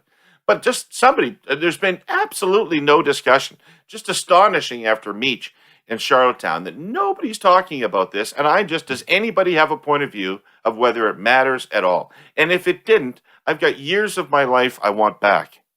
So anyway, there's my hey you. Thank you, everybody, for listening this week. I want to thank our sponsors, our presenting sponsor, TELUS, and our sponsor, CN Railway, and congratulations on your successful bid for Kansas City Southern.